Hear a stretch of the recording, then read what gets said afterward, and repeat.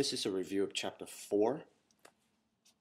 Make sure that while you're watching this, you can pause it at any time to take notes or to understand a concept before moving on to the next one. Okay, don't rush through this because I really want you to understand. But, right from the get-go, we always start with 2 points. Remember that we can always form a line by connecting 2 points. So I'm going to give you the first one. Let's call this point A. 0, 1. Let's call this point B. 2, -3.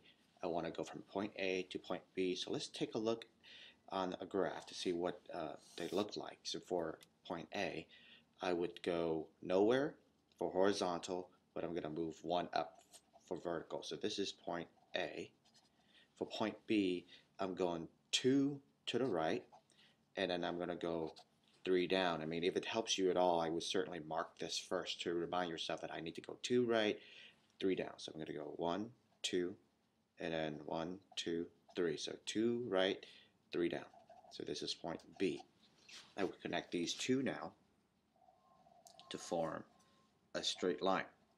Now, for any line that we have here, please always ask yourself this questions. I want to know how fast this line is changing. Is it really increasing, decreasing? Is it flat out? Or is it vertical? We want to know what we call the rate of change, or in this case, the slope, to be specific. We want to find out the slope of this given line, okay? And we use a variable m for slope. And for any slope, it is the change of the rise over the run.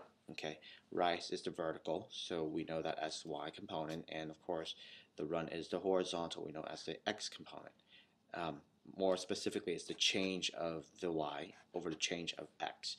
We figure out the change by subtractions, okay? And I show you 2 different methods to do this, so it's up to you to figure out which one is best for you. The first method is to start labeling. So this is my first starting point, so I would label this as x1, y1. This is x2, y2, where's my endpoint. So I would use this particular formula, y2 minus y1 over x2 minus x1, or you can all use y1 minus y2 over x1 minus x2. I don't really care how you want to use it, but make sure when you plug it in, pick one to plug in. So let's say I'm picking this one right here. I would take -3 for y2 minus y1, which is 1. x2 is 2 minus x1 here is 0. So when I calculate this, it's going to be -4 over 2, or simply put that as a -2 for my slope. The other way that you could have gotten the same answer is by doing a subtraction, a vertical subtraction. Just kind of show you that right here too. I can just pick any point I want. So let's say I pick B. So 2, -3. Subtract 0, 1. Okay, so I'm setting it up vertically, I'm subtracting, and as you can see, I will also have 2 minus 0, which is -2, positive 2, -3 minus 1, which is -4. So when I put this as, using the definition of slope, which is rise over run, I would also have -4 over 2, or reduced to -2. So the answer should be the same regardless of whatever method you use. So please take a look at this. Pause it if you have to take a look. Okay, so our adventure continue here. We now have a slope. So let's go ahead and write it clearly. We have a slope of this line of -1/2. Let's go back to this and see why the slope is 1/2. We know for sure that this line is going down. That's why the slope is a negative.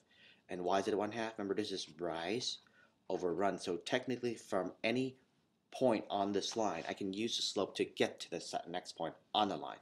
So if I use this slope, it'll be, I'm going down 1. I'm sorry, the slope is not -1/2.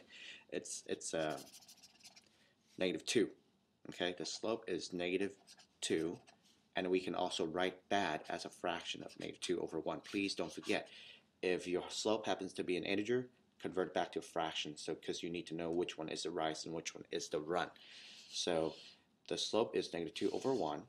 That means you are going down 2 and then right 1. So let's take a look.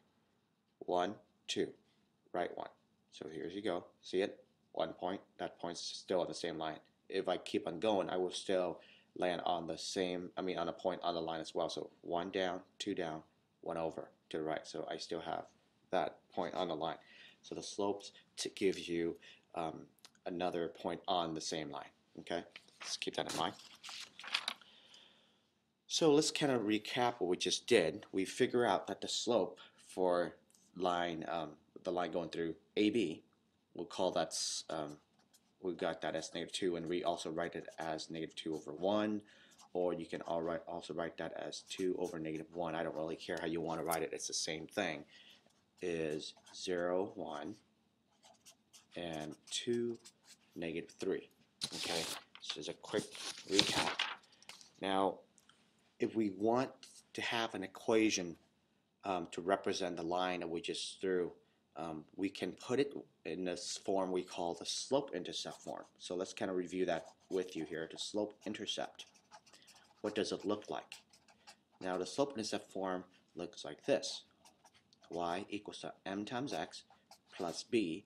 Don't forget m is your slope. B is your y-intercept. Now, if you don't remember what y-intercept is, remember y-intercept is a point that your line crossing over the y-axis, okay, where the intersection occurs on the y-axis.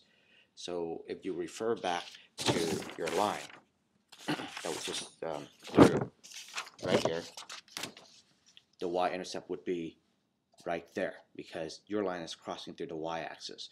From this graph, we know what the y-intercept is already. However, I want to show to you algebraically how to get the y-intercept as well. So let's go back to this.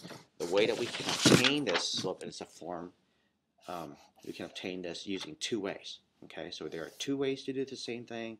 Let me show you that right now. So there are 2 ways. Here's the first method, and I'll show you the second method as well. So the first method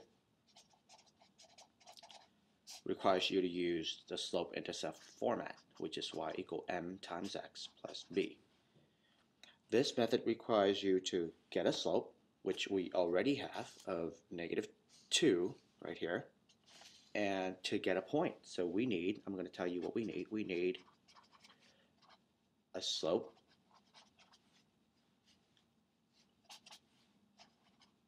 and the y-intercept.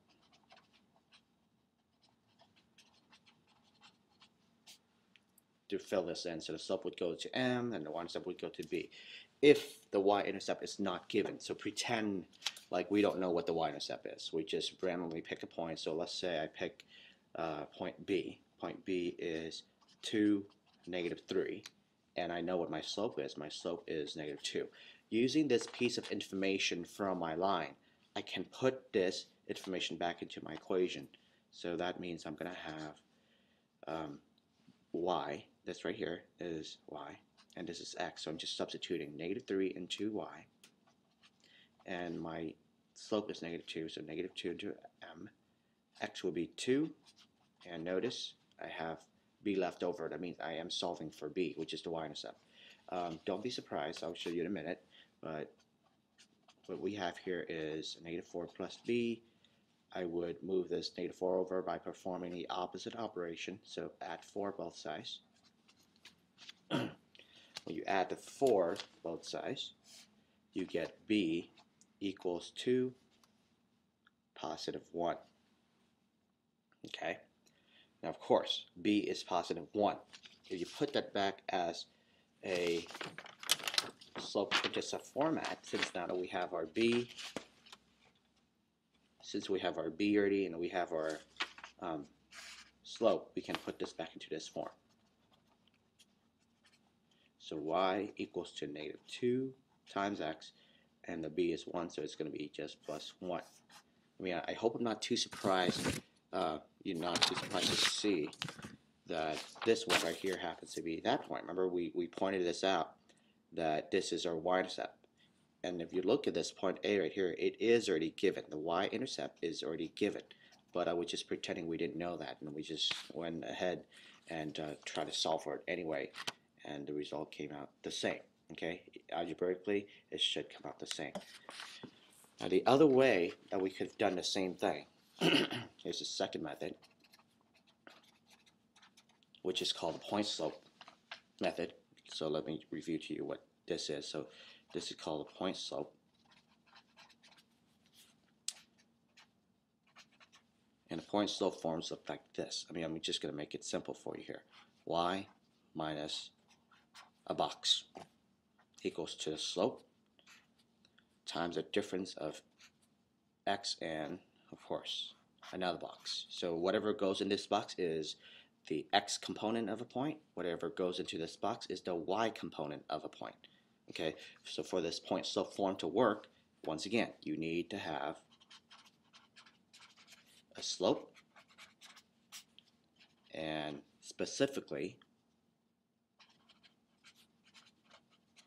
any point, just a slope and any point. We have two given points, so I can certainly select any point I want. So once again, the slope is -2, and let's say I want to pick point A this time. Okay, pretending I don't know that it is my y-intercept. I'm going to take that and I just substitute. Remember, this right here is the x component, so that would go into the x box. And of course, this is the y component, so that would go into the y box. So when I substitute that, notice what's happening. The 1 will go into the y box, and the slope, of course, is -2. I'm just replacing that. And the 0 would go into the x box right there. And there you have it. This is called the point slope form. Okay, now why is it so important for you to use the second method? Because if we use the second method using the point slope form and we continue to solve for it, simplify completely, this is what your final result. So let's take a look. From that point on, you have y minus 1 equals to -2 times the difference of x minus 0. If we simplify that by distributing here, we'll have -2x. -2 times 0 is still 0, so I'm not going to really make a difference there. And then I want to solve for y, so I add the 1 over. So y now equals to -2x plus 1.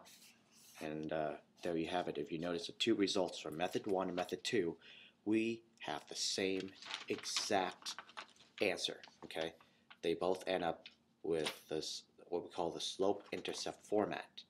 Okay, I want you to understand that either way will give you the same answer. But if I ever ask you to put it into the point slope form, this is called a point slope form. This is the structure of it. Okay, remember the empty boxes. This is the y box. This is the x box. Whatever x components will go here, the y component will go here. Please be aware of that.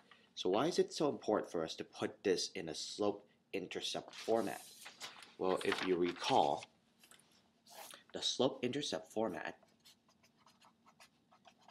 has the y-intercepts and the slope. The y-intercept will give us the first point on the graph, and the slope will give us the second point on the graph, because you use the slope to move to the second point. So according to our equation, we have the y-intercept right there, which we can rewrite as 0, 1. Remember, it has to be on the y-axis, so the x component is always a 0 for the y-intercept. The slope here, which is a -2, and we want to write it as a fraction, so it's going to be -2 over 1. This tells us to go down 2 and 1 right, rise over run, right? If it's a positive, we would move up, but in this case, it's a negative. So from there, if I was to graph this again, you will see that the first point I'm going to plot is always my y-intercepts. So I'm going to go 0 nowhere for left and right, and I just move 1 up. And according to my slope, I would move 2 down, so 1, 2, and then I'm going to go 1 over to the right-hand side. Okay, so if I continue to do this, let's say I'm going to go 1, 2 down again and 1 to the right, I would still have the same line. So if I connect these points, I will have the same line. So let's go compare this line that I just graphed to the one that we just did earlier, it should be an exact match. There you have it. So this is the one that we did earlier, and this is the one using the same equation that we just did, and the results are the same. Okay. Now, as an extension of this, now that we have it in the what we call the slope-intercept format,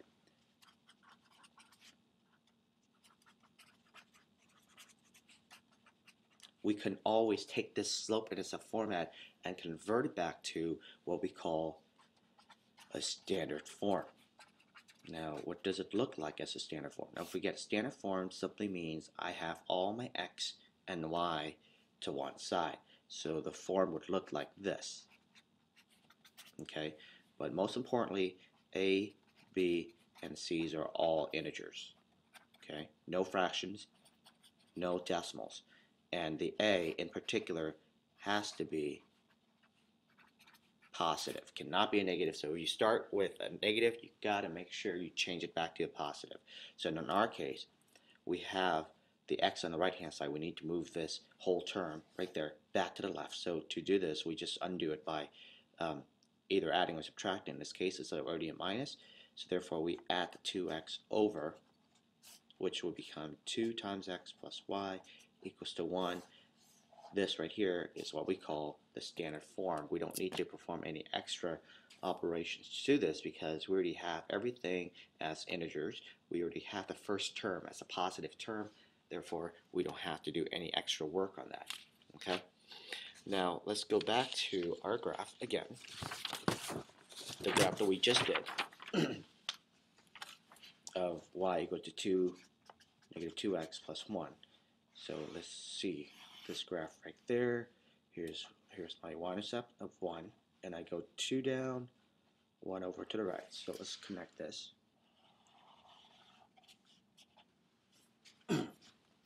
So this time, pretend I want you to find another line. Let's distinguish this. Let's call this line 1. I want you to find another line that's going to cross through, let me see, this point right here, this given point. So this given point is 3, 2. I want you to find another line that's going to cross through 3, 2 that is perpendicular. Now here's the key word, perpendicular. Let's try to make it perfect here. Perpendicular means it will form a 90-degree angle with the other line when it crosses over. So let's call this line 2. I want you to find the equation of line 2 that's going to be perpendicular to line 1. Now, if you remember anything about perpendicular lines, the first thing that you need to remind yourself is when we have perpendicular lines, the slopes are what? Slopes are negative, reciprocal. Okay? These two words are so important, you need to know what they mean. Negative means the opposite. Okay, so as you can see, for them to be perpendicular, one has to be positive, the other one has to be a negative. Okay, positive, negative lines. That's obvious. Reciprocal means you're flipping the numerator and denominator. So since we know the slope of our line 1 is, a negative 2, or we can also write that as negative 2 over 1. Using that information alone, we can get the slope of line 2. Notice I'm using a different color here. This purple, this is black. So for the slope of line 2, using this definition of perpendicular lines, we know that first thing is going to be the opposite of that, which is negative, so it's going to become positive slope. Reciprocal means it's going to take the numerator and turn it into a denominator, and likewise the denominator will become a numerator. So we just flip it, it will become, first of all, the opposite sign, which is positive, and we flip the numerator and denominator, we got that to be 1/2. You see the change there? Okay, don't forget about perpendicular lines. Negative reciprocal slopes. So now that we have the slope of our new line 2, we also have a point on the line. We can technically use the definition or whatever method you want to use. Remember, we have two ways to do this. Either using the slope-intercept form, or we can use the point-slope form. So let's use the point-slope form for that one. So if you're going to be using the point-slope form, method, I would write out the structure. Y minus the y box equals to the slope times x minus the x box. Okay, from what's given. Remember, what are we trying to find? We want to find the equation of line 2. Okay, line 2 is right here. We want to find equation for that. So we just write down information that's relevant to the line. So slope now is no longer -2 because we are done finding the equation for line 1. We're finding the equation for line 2, so the slope is 1/2 this time. Now for the x box, we know the x box is 3, right? That's where the 3's came from. And for the y box, we have 2. Okay, so we set this up. This is what we call the point slope form. Now if we continue to simplify this, just like always, we would distribute this. We have 1/2 times x. 1/2 times -3 would give us -3/2. Okay, and we would continue to solve for y. So we add the 2 over to both sides. That will give us 1/2 x. Now -3/2 is like -1.5. So -1.5 plus 2 is 0.5, right? 0.5 is like 1/2. So we can certainly leave it like that. So this is what we call the sloped intercept form. I want to verify something with you. If you notice our graph and a new equation for, this is for line 2 by the way. Notice that this is the y-intercept, right? Let's take a look at the purple line. Look where it crosses over the y-axis at exactly 1/2.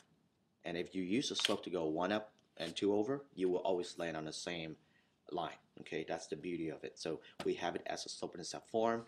If I ever want you to convert this back into a standard form, remember our standard form, we want to have the x term going back to the left. So that means I'm going to have to undo this. So subtract it both sides. I would have -1/2 x plus y equals to 1/2. I cannot have fractions. I cannot have a negative. So let's take care of my fractions first. To clear fractions, I would find my LCD, and my LCD for all 3 terms here would be 2. So I just take that and multiply that by 2. This becomes -1x plus 2y equals to 1. Notice I'm distributing to every single term. And I'm almost done here. I have a -1.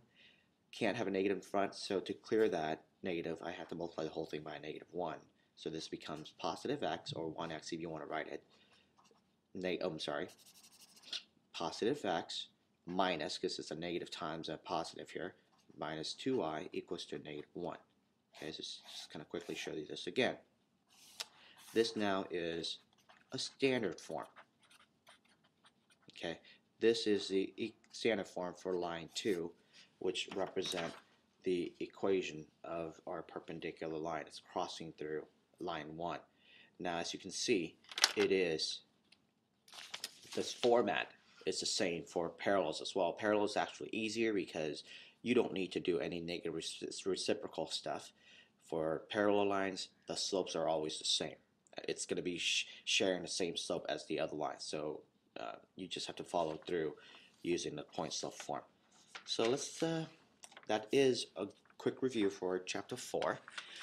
Please go back, rewind it, or pause, take notes if you have to, but make sure you see this video over again if needed to prepare for your upcoming